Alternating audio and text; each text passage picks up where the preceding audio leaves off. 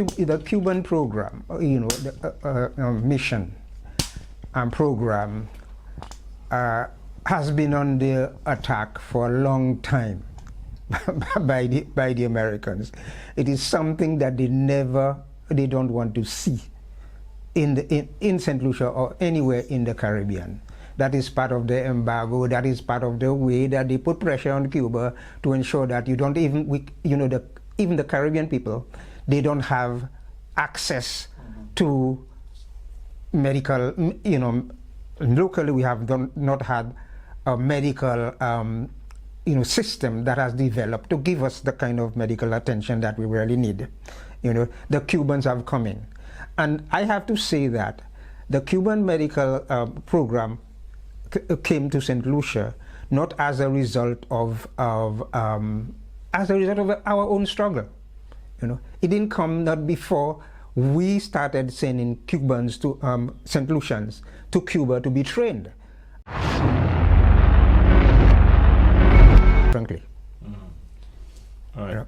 So in a case where we, the people or the government, decide that they're not going to take heed to the threats of the Americans, what are the possibilities, you think? What are the possible ramifications of that? What they have already established, the fact that, okay, they're going to scrutinize St. Lucia in a different way in terms of how they are received in the United States. They have also threatened some countries with visas and so on. The leaders, what is a visa?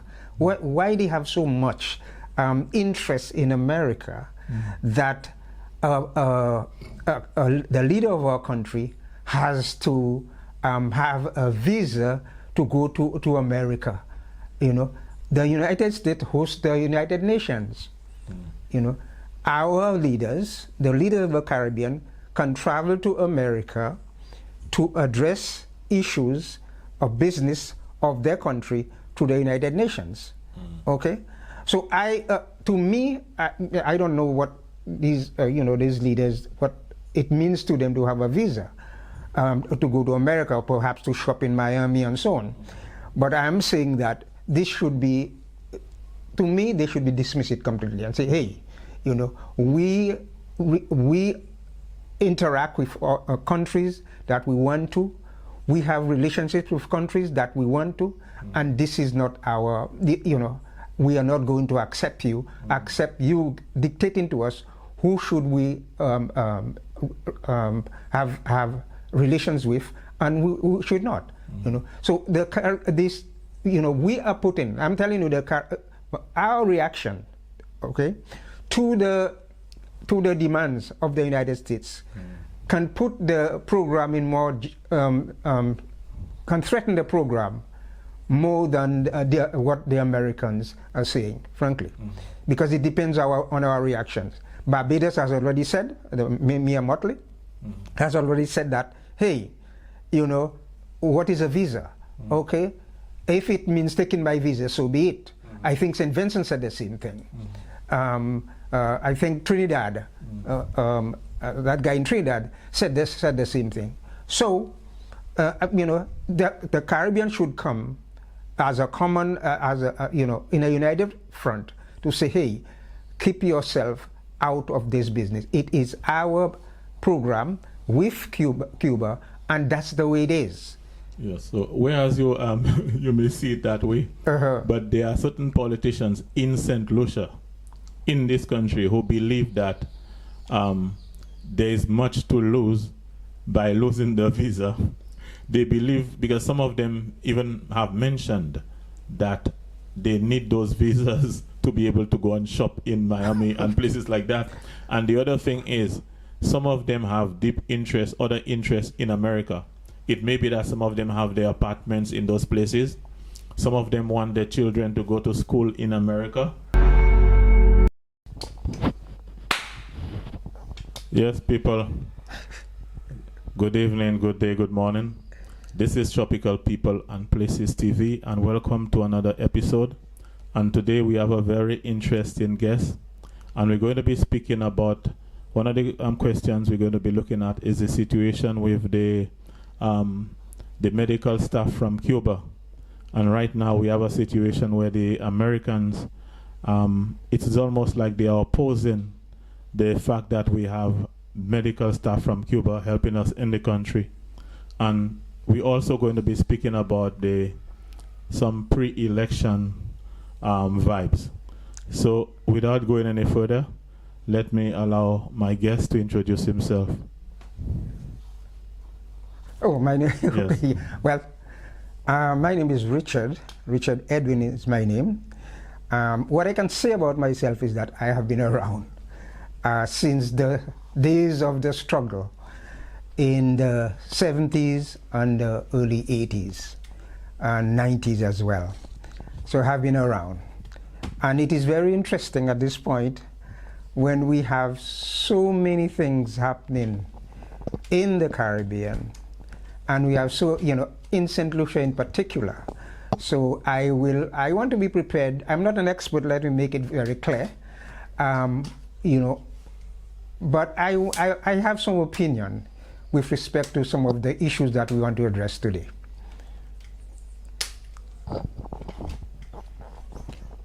All right, so first of all, what is your take concerning that situation where it is almost like the Trump administration is, it looks to me like they're threatening some of the Caribbean islands for having Cuban doctors here?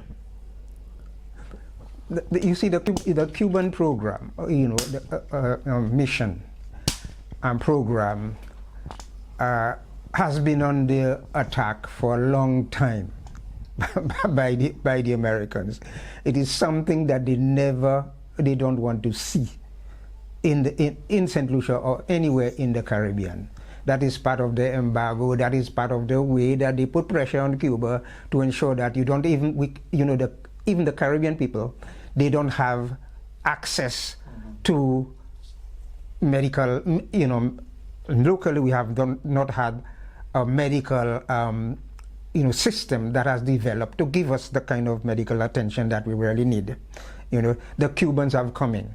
And I have to say that the Cuban medical program came to St. Lucia not as a result of our own struggle.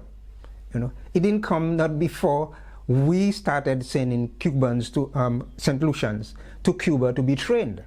And that happens as part of our struggle in St. Lucia in the 1980s, right in the valley. That started right in the valley.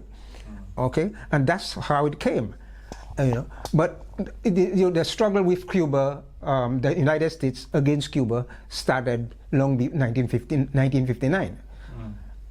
And so this is one of the things that they just don't want to see. But what I find to be absolutely, ironic in a sense, an outright rudeness for a country, no matter how big you are, how powerful you are, to say to another country, this is how I want you to relate to another country that we don't like, and that's what I want you to behave. You are supposed to accept this or not accept it because of our relationship with that country. I find that to be very out of place, and I find it should be dismissed outright, frankly. All right. So in a case where we, the people or the government, decide that they're not going to take heed to the threats of the Americans, what are the possibilities, you think? What are the possible ramifications of that? What they have already established, the fact that, okay, they're going to scrutinize St. Lucia in a different way in terms of how they are received in the United States. They have also threatened some countries with visas and so on. The leaders, what is a visa?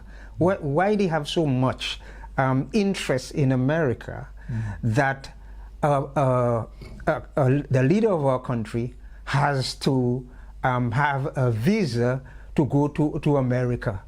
The United States hosts the United Nations.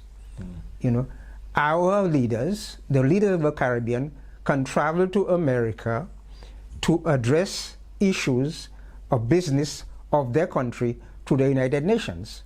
Okay, so to me, I don't know what these these leaders, what it means to them to have a visa to go to America, or perhaps to shop in Miami and so on. But I'm saying that this should be, to me, they should be dismiss it completely and say, hey, we interact with countries that we want to. We have relationships with countries that we want to, and this is not our, we are not going to accept you dictating to us who should we have relations with and who should not.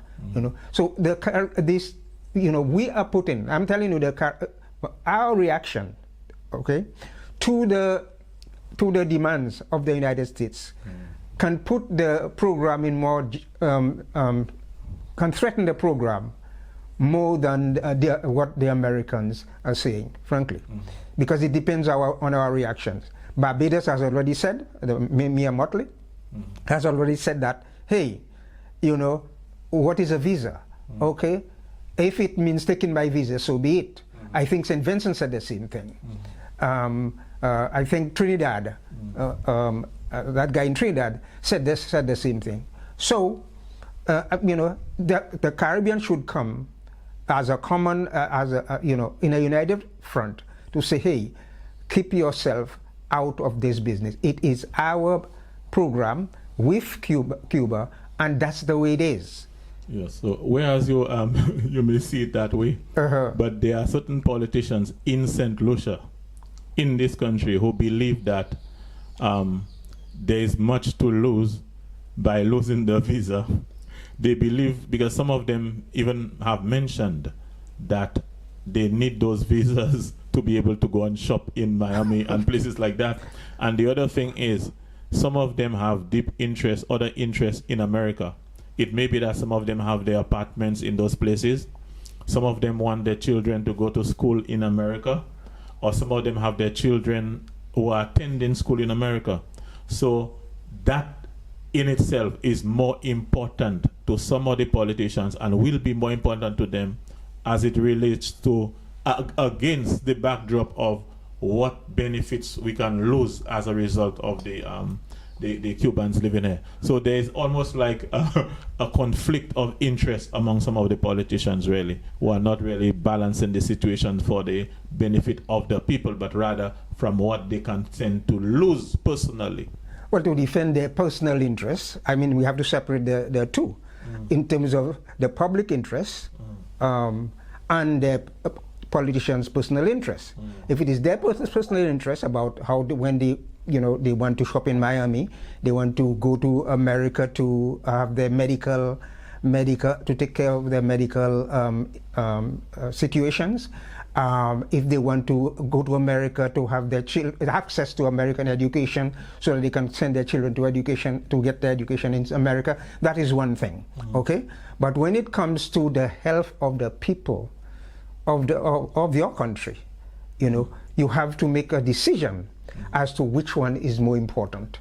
If it is important to you that you protect your personal interests, your bank account in America, I don't know, or if you want to have your children or your kids study in America, if you want to put that above the public interest, so why?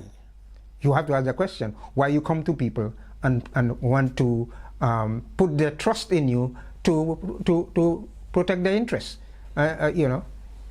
So I find this issue, even it is a serious issue, but it is because of how we in the Caribbean think. Okay, the Caribbean people have to understand. Right now, America may have leverage, but it doesn't have the kind of leverage that it had before. Okay, so it is us to look at alternatives, how we can have other relations with other parts of the world, people who can give us much more. And I have to say that Cuba has given us, especially in the areas of a medical field, much more than America had ever given us in a lifetime. So we have to understand that. But you see why we're so scared about the whole thing? I believe it's because we don't, our people we don't explain to our people in terms of what is happening. Our people have very limited knowledge of international relations, very, very limited knowledge in terms of how we interact with other parts of the world, even with our own Africa. Okay, we have little interactions with Africa, and America will not encourage that because they know as soon as you begin to encourage that, what happens is that you establish a sort of a common position that can threaten the kind of domination that they have over you, and so they scare you in every way. I think people should the Caribbean people actually should demand, St. Lucia, let me talk about St. Lucia. St. Lucia should demand that the government, just forget about, don't pay attention to what the Americans are saying, continue with the Cuban program because we need it in St. Lucia, So let me ask you, what do you think will happen? Let's just hypothetically say that all the Cuban doctors leave and go back to Cuba because we listen to what the Americans want. We want to give them their wishes. What do you think will happen to St. Lucia? Well, I believe that the medical situation in St. Lucia will get worse. We have a lot of problems. First of all, it's very expensive to get medical treatment in St. Lucia. It is very time-consuming. When the medical situation in St. Lucia, is not at a state where we can, where people, can walk into a clinic and so on, get treatment right away and get the things that they need, based on what I'm hearing, I say basically. But then, so, it's going to be a setback to us. What we should have been doing is to build on what the Cubans, have been doing and help ourselves. We have many people, medical people who are graduating from Cuba. What we can do in St. Lucia is essentially try to get this knowledge and try to apply it in a very meaningful way and build on it so that we can become much more self-sustaining and self-sufficient as far as our medical treatments are concerned. So we don't have to wait on the American to say cut ourselves from the Cuban program, cut ourselves from the scholarships. I think we had a number of, I think I read it somewhere, from Venezuela, and a lot of the people we just cut ourselves from it, from pressure from the Americans. I don't know, So we have to look internally, right now, and because America, Trump in particular, tells you that they're going to look in, they're going to look at themselves. America come first. Why can't we come first for when it comes to our interests, And I have to say that I don't support Trump under no circumstances, but I am glad that he's taken the position that he has taken, because of the fact that it forces the Caribbean countries and developing countries on the whole, to look at yourself. You have certain resources that you refuse to tap into. You will not take the time to look at it. You don't take care of what you have. You don't appreciate what you have. You only depend on somebody else to do something for you, And this is where we are at this time. And if we can take a different look, step back and take a look at where we are today with respect to our health, our export-import, our agriculture, everything. We have to depend on somebody else to do it for us. Why can't we try to do something for, we only go to people. When I need something done, I only go to people to help me when I'm satisfied that what I have is inadequate. I don't go, the first thing I do is to go to somebody else and say, I need $50 $50 to buy something, give me $50. You know, you go to that person and say, okay, I have $10 or $20. I want something that costs $50. Can you give me, you know, lend me $40 or something like that? But what we do, we go straight to, we wait. We actually sit down and wait for the Taiwanese to come, for the donors from here to come, from, you know, to come and help us. But this is the wrong attitude, the mindset. We have to address the mindset in St. Lucia and become much more, you know, self-sufficiently aware, if I can say that, you know. Yeah. As you're talking of making that point concerning the aid, there's a situation that I noticed in St. Lucia. There's that thing, a plan that the Ministry of Agriculture has, where they said they want to focus on seven crop project. I think watermelon and some other crops. So the Taiwanese people are involved in that project. And it is fascinating to me that all along we were planting watermelon in St. Lucia. And if it is that you want aid, to me, that is not the aid that you should be asking for. It is like the person who you know, they want to buy something, as you were saying, and they go and ask somebody for, it's like you're asking for somebody for what you do not need. You cannot be asking Taiwanese to come here and plant watermelons or 7 crops or whatever, help us with the production of 7 crops, whereas we can do that. But Taiwan is one of the world's leading producers of computer chips.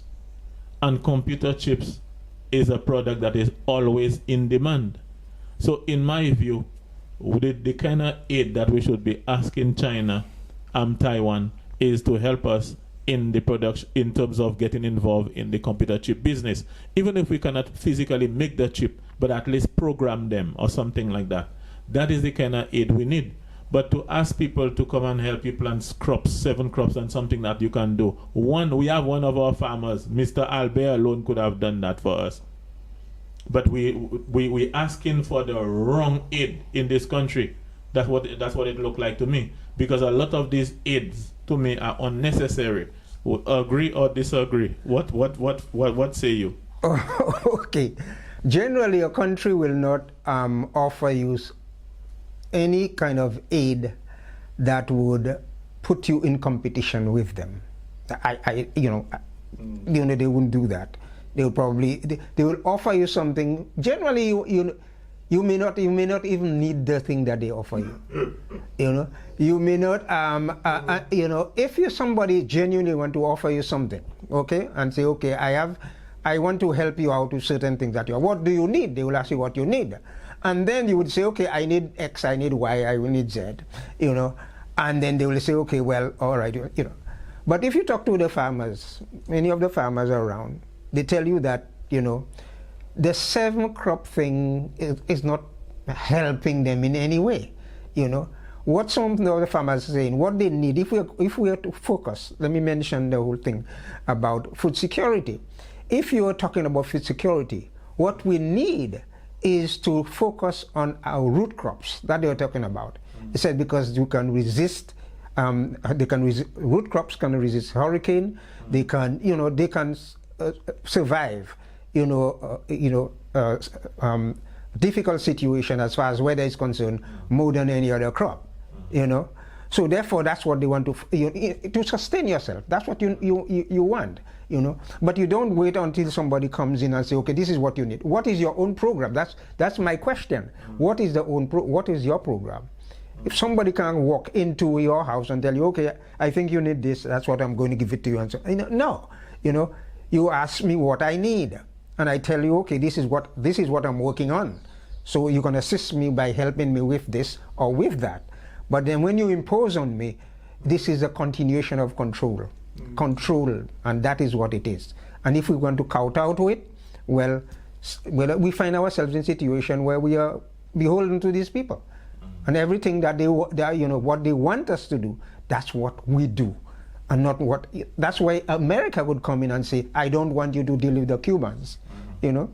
I don't want you to deal with the Cubans' health program because it's not good for you. I don't know, how they come to that conclusion, you know.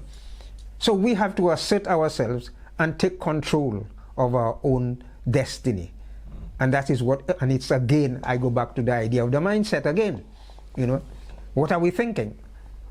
Would we allow someone to think for us throughout our entire lifespan, and or we will take control of our lives and say, okay, make a determination, develop a kind of sense of purpose for ourselves, and to determine how we are going to proceed with our lives. Okay.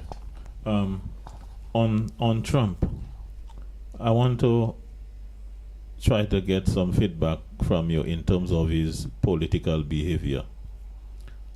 As soon as Brother Trump came into power, it looked like he immediately looked like he was trying to frustrate different sectors of his own country and even internationally. The way I look at it is, if it is that you're going to cause, you're going to ruffle some feathers, to me it would have been better to do it in phases. Ruffle feathers in phases. But it looked like he troubled everybody and the world at the same time. Is that a wise political move, in your opinion? Well, I don't think Trump had a strategy in terms of how he would address his internal domestic situation and how he would address particularly his foreign relations. We have to understand with America, America has a set foreign policy approach. You know, whichever president that comes in, they follow the scripts, okay? But I believe, I'm not certain about that, but I believe, when Trump came in under duress in a way, because he had gone through so much, they had tried so much to destroy him, And so when he came in, he realized the people who came, when he came in, the people who were trying to destroy him are the people who the globalists, so to speak. These are the people that are all over in the world with their tentacles and trying to control the world from that point of view. So he wanted to contain these people, not for the benefit of the outside world, not for us at all. He doesn't care about St. Lucia or anything like that, but to at least to strengthen him, to give him a sense of protection. So he wanted to weaken these people. He realized that he has weakened them internally, and so he wanted to weaken their stronghold. And it is very interesting what he did is that he looked at the USAID. USAID has a budget of this, let's say, $60-something billion, and they have their tentacles all over the world, including St. Lucia. And he knows that they fund a lot of the programs, not good for St. Lucia or any other part of the world, but this is where their power lies, and this is where they have their strength. So he decided that he is going to tackle them down there, down in this area, to undermine or to destroy, to weaken, their power across the globe. And I think this is what is happening to it. With his internal thing, he knew that he had has weakened them internally. So they are, the globalists or the so-called, liberals, they are weakened internally. Inside America, they are weakened because they don't have they couldn't prevent him from getting back into office. So therefore, they are weak. So he came out, and he came out with a broad brush, tackling everything. But at the same time, what he's doing, he's undermining his own capacity at this time, because he's making enemies as he goes along. He tackled the Cuban thing, the Caribbean. He's tackling the Africa in a big way, Latin America in a big way, and so on. So he might be his own enemies at this point. He might, if he doesn't check himself up, what will happen is that he's going to weaken himself, and the globalists will find a way to step in, and so and give him some real problems. So in recent times, we heard some, even before this last developments, there was that talk about people being deported. There was I think there was supposedly a list of people from Jamaica and different Caribbean people that would have been deported. people they consider to be illegal criminals or whatever. And so we have a situation where there are St. Lucians overseas who are probably not comfortable because of the fear that ICE may deport them. And so, do you think that we in this country should make provision for the possibility of those people coming back in being deported? I don't know if we can make create a special program for prospective deportees from America. But if these people are deported, I think we should be ready in one way or the other to absorb them, because it's not one person or two people. If you have 200 people coming to your shores, and they are citizens, you can't send them back, So we have to be prepared to actually receive them. As to what we can do, we can find out, their skills, what kind of skills they have, we can find out if they have any particular needs in terms of their medical thing or whatever. There are certain areas that we can look at and say, better prepare ourselves for them. But I don't know if we can set out a program and say, well, this is for the people coming in.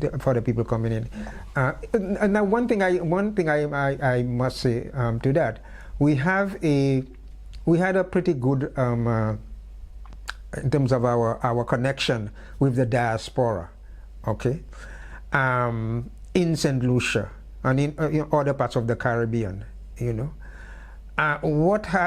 this diaspora, the connection that we had with the diaspora, we have not sustained it in any way or supported it in any way to make it meaningful to us, and it is a good time that we can look back and see that the mistakes that we have made by not enhancing and supporting that kind of connection that we have with the diaspora. We talk about diaspora, we talk about how we have St. Lucians in Canada and the United States and Britain and so on, but and we even have a department through the I think the Foreign Affairs, where we have a diaspora ambassador, I believe. But we are not making use of it. We just have it there. We basically look at it as from my experience, more as a threat than anything else. We have to be frank.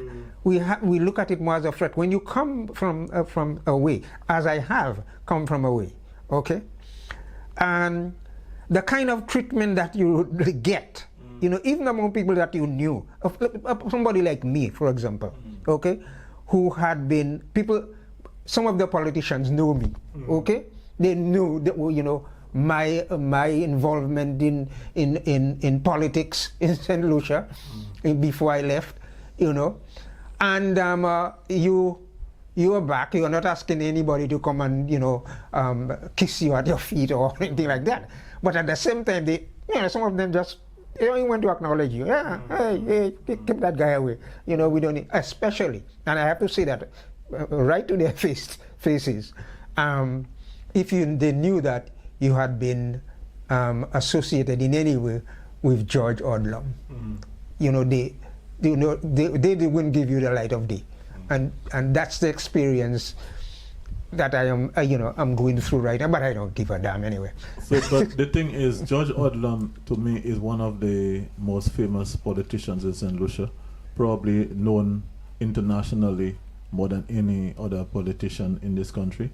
So why should the politicians now have a problem with someone being affiliated with George Odlum? Okay, what you have to look at is that, okay, it's not me alone. All the people who had been associated, who stayed in St. Lucia, who never went away, who stayed with St. Lucia and with George Odlum at any level, you can see their situation right here in St. Lucia, where they are. Some of them were forced to go, to go to the United Workers Party. They were working with the United Workers Party, they were kept outside of the caucus, so to speak, and they were. I met a lady just recently, a lady from Denver, who tell me, oh, you know, and she didn't know that I was there. She said, I didn't know that you were here, so and so and so. So how everything and that kind of thing. He says, you know, and the first thing he told me, he said, those of us who with Brother George, we are totally ignored, and nobody's even, you know, looking at us as if we have no ideas, nothing to offer, that kind of thing. And I think many of the guys who you know, who actually went to the United Workers Party, they went there under some kind of duress, they you know, because they want a home, so to speak, and then they have no home. But to talk about, you know, George Odlum has been the man who has been, you know, if you read George Odlum's speeches, you look at some of the things that he was writing, his editorials, reread them. They had the library. I went there some time ago. I read quite a number of them. I have a few of them as well. There's also a book that came out, and they call him Brother George, you know, that is out as well. That is published by, I think, he edited Anderson Reynolds or something like that, from Viewfort, yes, a name like that. And you read the you know, the book, some of his speeches and so on, particularly one of the speeches that he made at the United Nations in 2001 or something like that, about that time. And you know, and when he came back to St. Lucia, he was part of the Labour Party at that time. He was the foreign minister of the Labour Party. When he came back to, you know, he was dismissed, or he had to resign, something like that, from the Labour Party. And the thing that he was talking about is mainly about our treatment, you know, small islands treatment by the IMF, the WTO, the World Bank, you know, and the lavish kind of spending that America was spending on armaments and so on, you know. That's what he was talking about, you know, in defense of our situation, you know, at banana industry that he was talking about as well. You know, when he came back, he was dismissed, you know, or he was, or he resigned or something. But I don't know why he would resign, you know, under pressure, you know, that kind of thing. So we have to understand that kind of situation. When you understand it, then we understand what, you know, who are we really working for? Are we working for the people? Now, if there is somebody who identifies with the people, why don't we want the person around? You know? So. But I heard that a lot of the programs, even the medical programs, with the St. Lucian students being trained in Cuba and all of those things, I heard that Brother George was very instrumental. Right, he initiated this program after when the Labour Party won the election in 1979. He initiated the program. I said at the beginning, he was the one who initiated the program, sent people out there to study and to to participate in the scholarship program, Cuba scholarship program for the Caribbean, for us, you know, and. Although they tried to frustrate it, Compton came in and Compton didn't, Compton tried to cut it out, and it was the local people, the people who had, they were UWPs and so on, because they didn't discriminate at that time, or even now they're not discriminating. The students go to Cuba, they can be UWP or whatever they are, they went to Cuba, they study, and when Compton tried to cut it out, these people protested, and Compton had to keep it, and the Labour Party, of course, kept it and so on, kept it going when they came back into power. Yeah. So it appears that, based on what you're telling me here, it appears as if there is some kind of a fear towards the people who wants the development of the country. Right, because how serious would you be if if one is trying to open the eyes of the people, to make them understand that you have the power in yourself, to make a change. All you have to do is to consolidate your strength, get together, and then and decide, give on a vision as to where you want to go. What is wrong with that? If someone is telling you this is the way we want, we'll have our political differences, position, not too far, not too distant as far as the ideology is concerned. Because if you're Labour, I'm Labour. So we think about mainly the same thing, which is the interest of the people that you're thinking about, and how we can develop a country, and how we can have the kind of program that would make a difference in the lives of the people. We can have differences in terms of how we apply that, but that doesn't mean that I become your enemy because I do that, or I have to be defeated in a way because I do that, because I have a difference of opinion. You have to be man enough, so to speak, you know, and say, okay, we have differences, you know, but how can we patch it out and move on with the program? In the ideal St. Lucia, that's what it should be. But basically what I'm seeing here now is that the rival parties, if they're in power, they want to destroy everything the other party stands for. It is real warfare, and it is almost like once you're not on their side, they want you dead.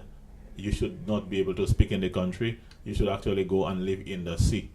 When you look at places like America, you see the Republicans, Democrats, there are certain common grounds that they will have. Certain times they'll go to war, and both Democrats and Republicans will agree that we're going to attack based on that. There are so many instances where both parties agree to something. But it seems in this country, it appears as if there is no common ground. It is just we in power and we don't want to wear nothing else, and when the other one wins, it is the same thing. There is nothing in common. And sometimes it looks like the whole reason for the elective process is lost, because the people are caught between those rival fighting gangs, and nothing really happens to develop the people in the proper way. You see, we have a colonial mind. We have to understand that, okay? We have accepted the principle of divide and rule.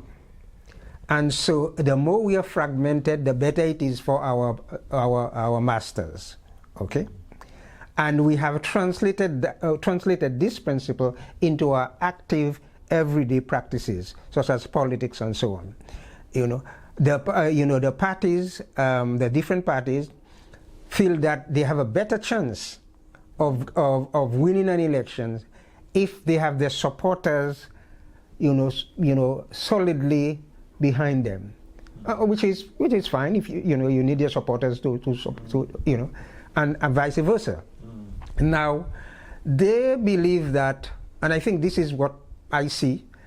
They believe in the principle of first past the post. What it means is that 50%, you have 50% 1 plus, 50% plus. Plus one. Plus one, you win, okay? And they don't, then as soon as I win, I have another 5 years, okay? And I can use the same practice that I did to get that 50% plus. So if I can keep the people divided, and I can convert one person to my side, and I win the elections, and that this is a typical, classic way of what they call hand to mouth, that kind of thing. You just do it for the convenience and for the just so that you can deal with the situation right at where it is, and then you can wait until the next time to come with the same tactics. So the tactics that you come up with is something to keep the people, make sure that you can maintain your control over the people that support you, okay, and you can keep the others divided sufficiently so that you can if you can bring one person out of the other side or independent or whatever to support you, and so you stay in power all the time. And we do that across the board.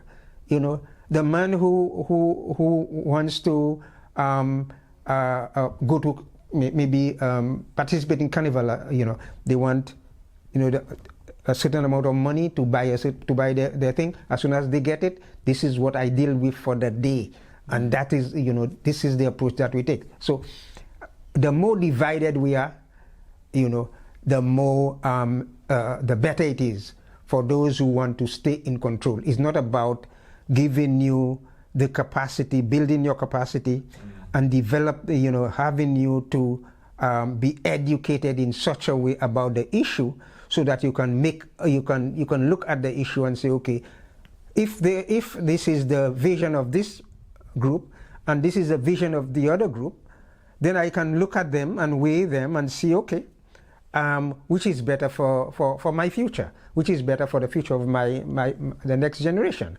It's not like that. We do not have a sense of purpose in this country. We do not, and if you say that, then you're not supposed to be, a good comrade. Yeah.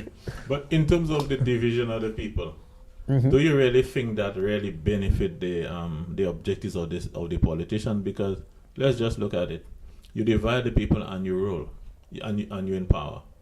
But then, when you want to push that country forward, you're trying to push a divided country. How can that ever work? It is. I don't think it is about. Frankly, I don't think it is about developing the country. I really don't think. It's regrettable that I have to say that. I think it is about keeping yourself in power. Is to get hold of the power and keeping the power. So the more divided you have people, the better for you in a way, in the short term, not in the long term. In the short term, it's better for you, and you hope that you can do that until you reach a point where you retire. But see what is happening, the kind of damage that it's doing to the country. Take, for example, the violence that we're talking about in the country.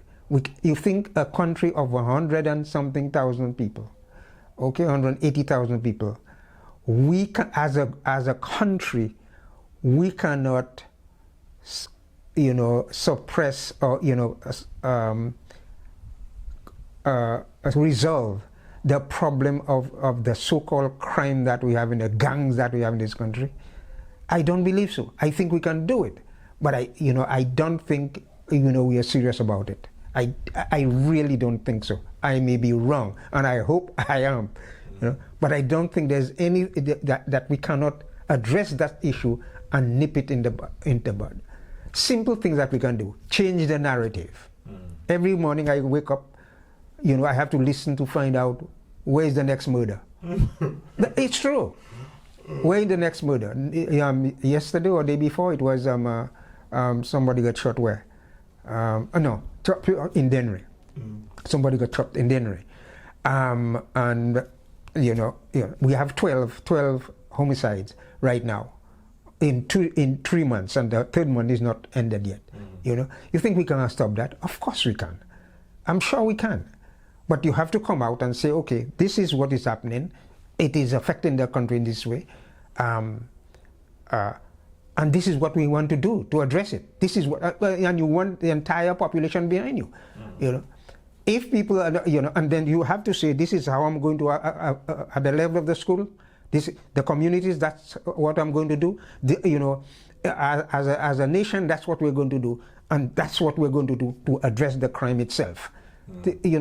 If you can do that, then you give people a sense that, okay, I can stand behind the program and ensure that we can nip it in the bud. But the way it is done right now, my friend, I don't get it. I really don't. One of the things I've observed in this place is, let's just say, when one political party is in power, the people from the other side, they do not contribute to solving nothing in the country. It's almost like we want to watch them fail. And so for that reason, you have sometimes half of the country just watching to see what goes on or if things flop. That is one of the things we see. Even the celebration of the independence thing that is going on there. Certain political parties, when they are not in power, independence is not important at all. They do not take part in nothing. But when they're in power, independence become a grand affair.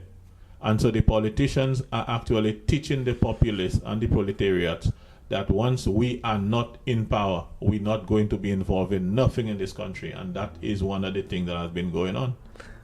That's the problem that you're faced with. we don't have a sense of national pride, so to speak. We don't have a sense of national purpose. I think purpose is a better word. A sense of national purpose, to understand that as St. Lucians, we have no other choice. Otherwise, we're going to collapse. The country is going to collapse.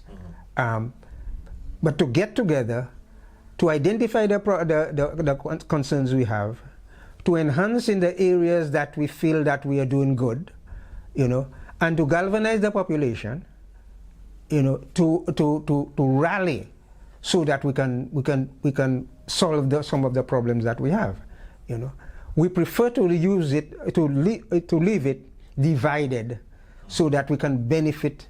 Just a few people can benefit from it politically, and sometimes economically as well. Some people can benefit from it economically. They have a way of doing things, so they do not want to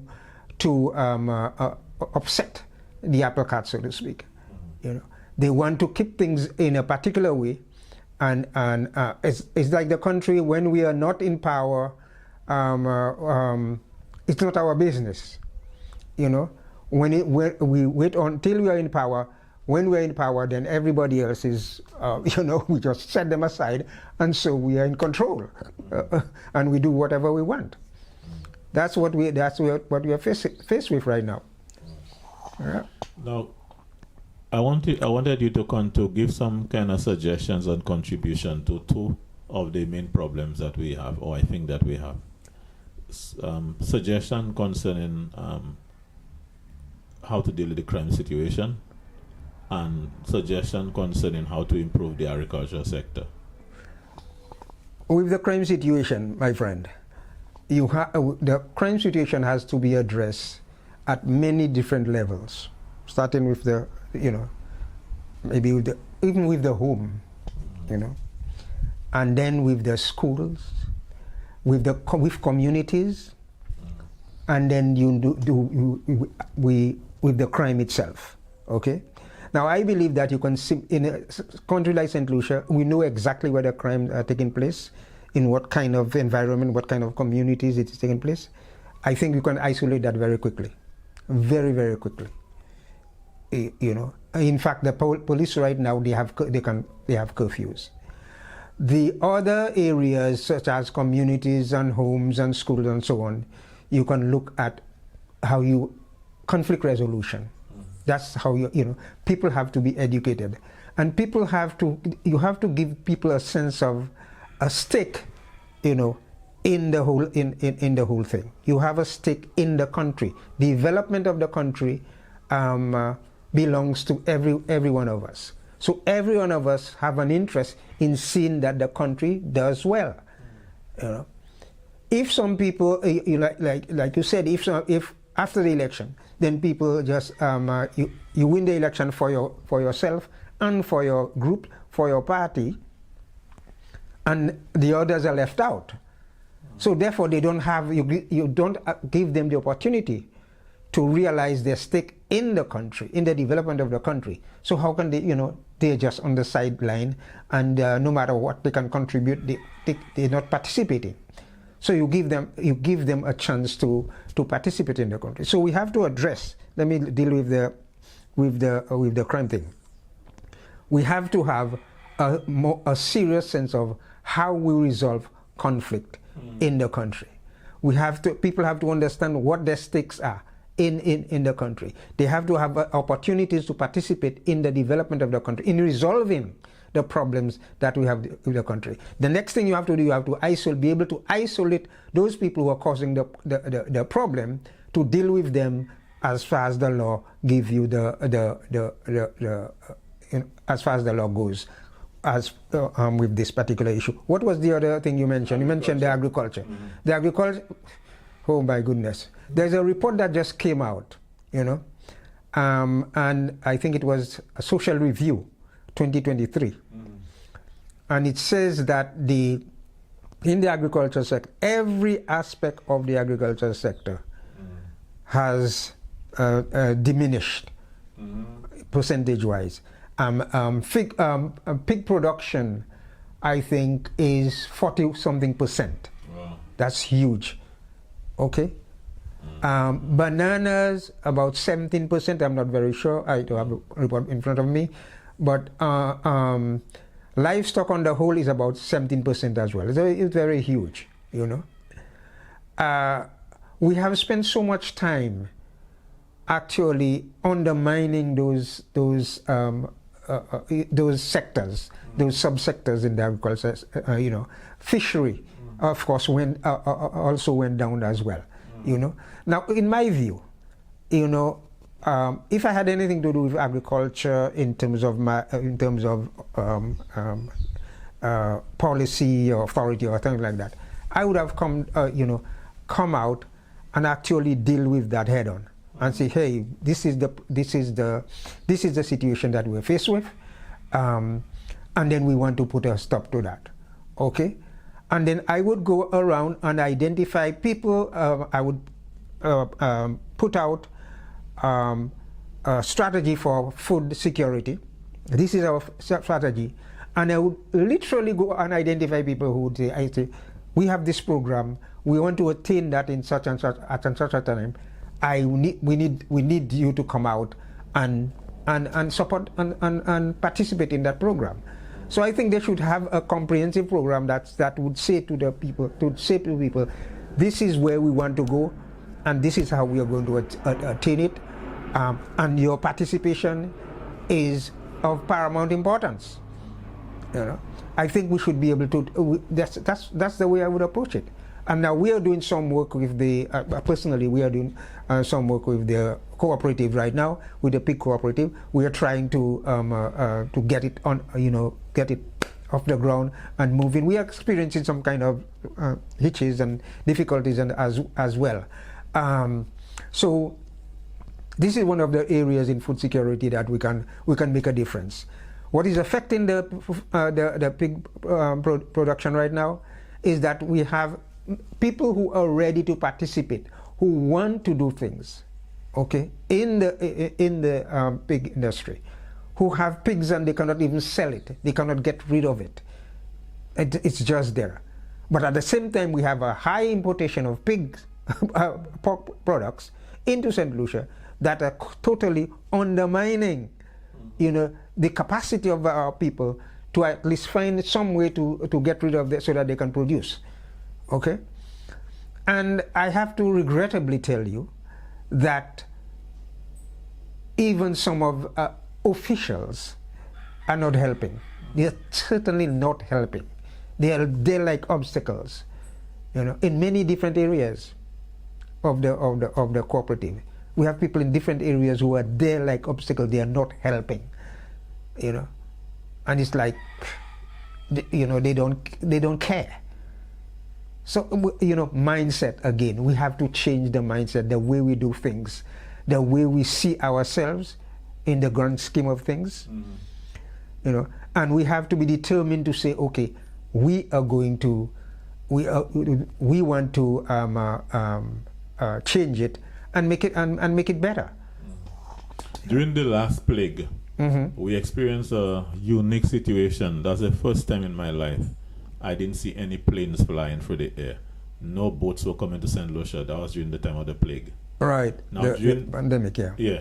During that time of the plague, people were coming on radio and television. St. Lucians were saying that they understand how things work now. They're going to get into farming. They're going to get serious into agricultural production and all of that. We heard these things. That were good words.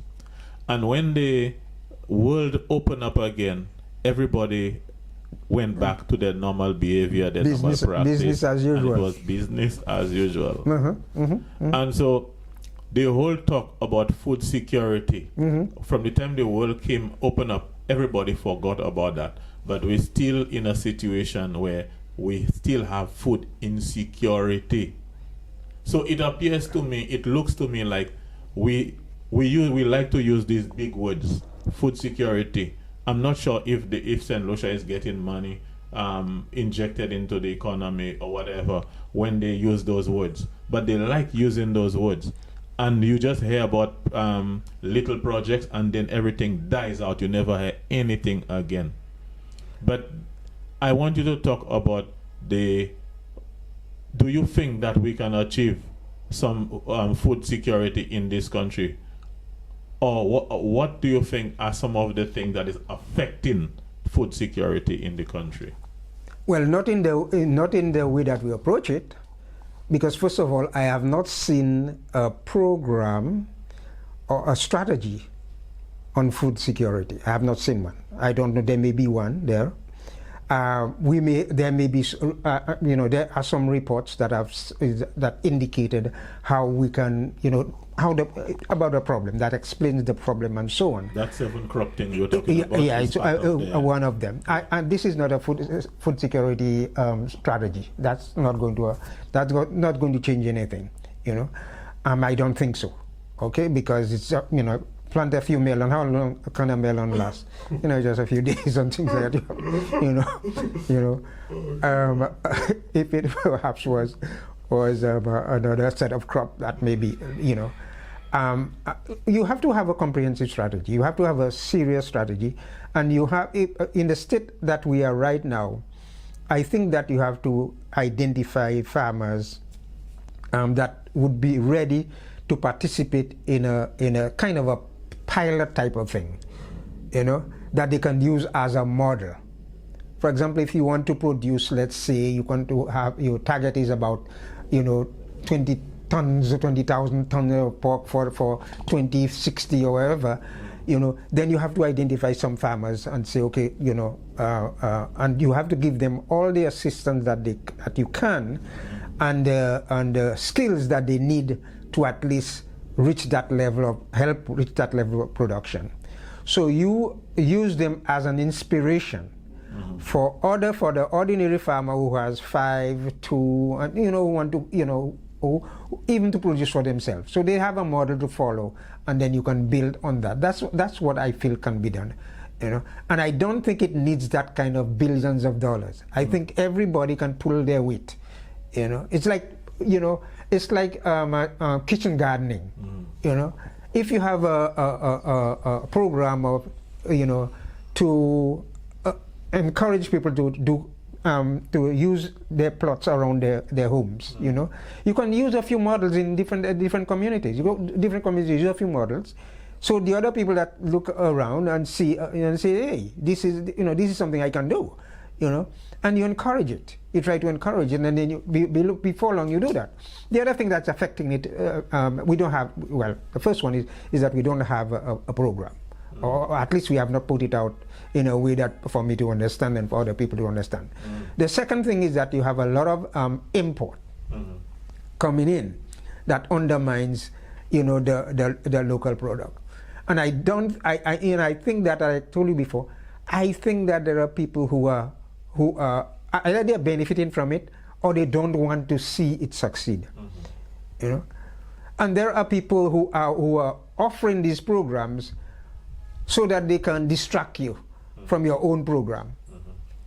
We have to be fair to ourselves, and we have to be frank. They will offer you something, they don't mean for you to succeed with it, but it's a good distraction to keep you away from what you want to do.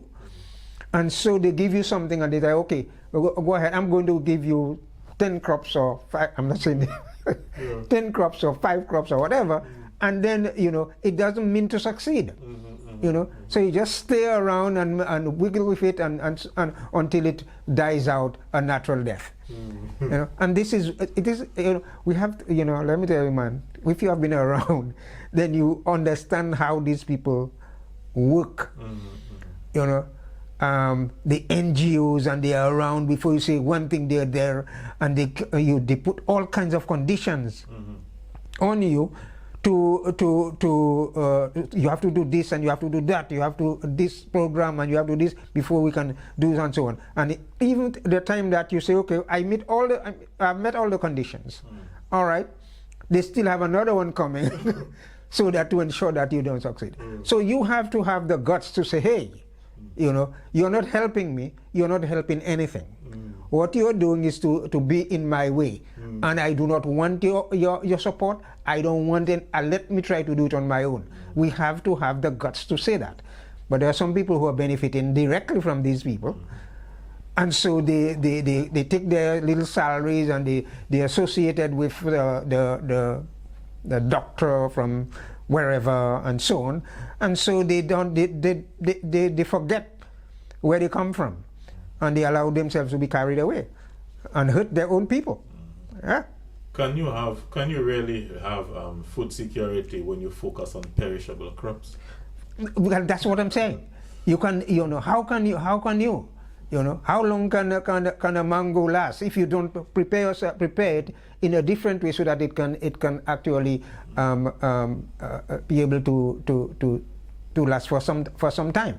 You have to, processing is another area in which you have to begin to train people to process things, and to give it value and to able to keep it on the shelf for some time. But we had a processing plant at Fonso. We had one right there at this place there. Auntie Lucia or something like that. Right. Grand Ravine. Grand Ravine there. I forgot the name of it. So we have the thing at Fonso. Fonchatin, I think. The thing in at Babono. Right. Big noise, big excitement. We did that thing there. And nothing. I wonder if that thing is still open at Fonso. And as you say, they had the thing there a long time ago. They were making jam and those things. Yeah. And what happened? They sold the land. Quite a number of the people for who private interest. Yeah, quite a number of the people who work there. I know a particular gentleman who went to. He's in Canada now, and he's able to do a lot of pepper sauce. And he does it very well, and then he goes out and he sells it on weekends and things like that. They have places where you can take these things and you can sell it in the open market, and he does very well with that. Many of the people who were trained there, some of them went to New York, and who is benefiting from that now is that company. What's the name of the company There's two companies, Baron Ford. I think Baron is the one that's benefiting from that right now, and they just destroyed it, Whereas the people had, had that thing going there, and they could have, instead of selling the land, what they could have done is say, okay, you get, some land for those people. You plant whatever you need to make the pepper sauce and the other things that you need to do, and you process it in a way, and you could have a big company right now, But it is not their interest. It is not in their interest. They prefer to protect the market for the American agriculture sector that would subsidize their pork and then use your country as the consuming base for their products. So they would just want your people there as consumers, and we have to put that in our heads and understand it. If we don't, we are kidding ourselves. All right, people. Again, this was Tropical People and Places TV, and as you can see, we had a very interesting and thought-provoking discussion with Mr. Richard Edwin. And these are the kind of discussions that we need to be having, even at a national level. These are the kind of discussions that children should be having in schools and ministers of government should be talking about.